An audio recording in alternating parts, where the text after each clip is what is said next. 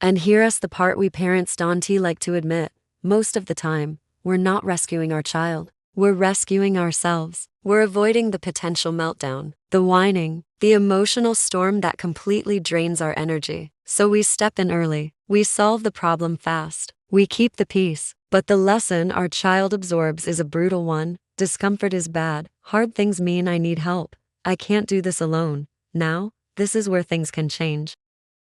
In Japan, there's a parenting approach that, on the surface, looks almost lazy. Imagine a child spills juice at the table. The parent doesn't jump up. They don't grab the towels. They don't lecture. They simply say, calmly, the juice spilled, and then, silence, for 5 seconds, nothing else. This practice is about watching without interfering. Those 5 seconds matter more than the cleanup itself, because in those 5 seconds, something critical happens.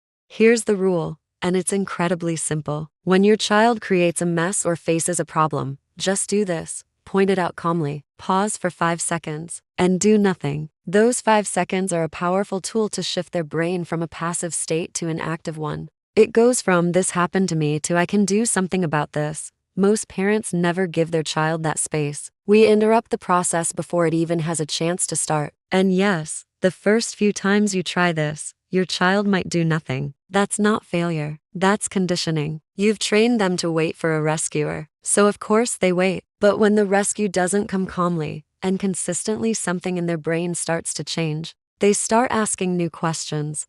What should I do? What do I need? How can I fix this? That is executive function developing in real time. And listen, those 5 seconds aren't just for your child. They're for you too. Because when your child struggles, your own anxiety spikes. You feel their frustration in your body. Your instinct is screaming, stop this feeling. When you pause instead of immediately fixing, you regulate yourself first. And calm is contagious. Your child senses, okay, this isn't an emergency. So they're more likely to stay in the problem-solving mindset instead of melting down. Think about teaching a child to ride a bike.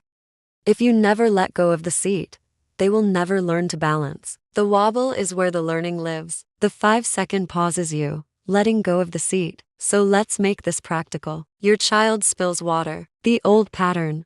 Mom, I spilled. You jump up, clean it, and reassure them. The new pattern. You stay seated. You say calmly, the water spilled. Then you wait 5 seconds. If they start to move to clean it up, don't interrupt. Let them. If they just freeze, you can prompt them but don't fix it. Ask, where are the towels? You keep them in control of the solution.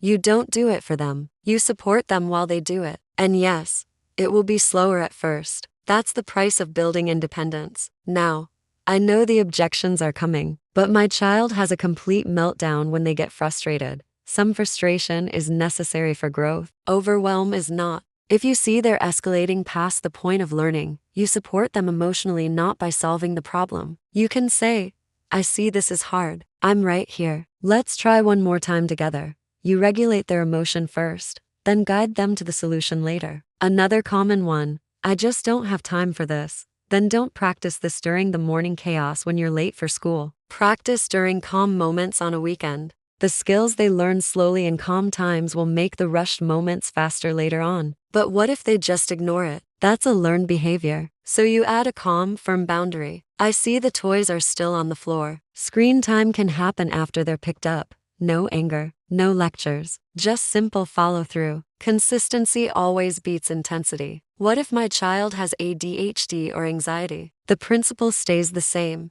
You just adjust the approach. Pause, prompt, minimal help. You might need to provide more structure, but that's different from more rescuing. Here's what changes when you do this consistently. Your child stops calling for you for every little problem. They stop freezing up. They start acting, not perfectly, not always neatly, but independently. Your child does not need a rescuer. They need repeated proof, day after day, that they can handle life. Spills, mistakes, struggle. Those aren't interruptions to your day. They are the training moments. One spill, one struggle. Pause for 5 seconds. Say less, do less, and just watch what your child becomes when you finally step back. Thanks for watching.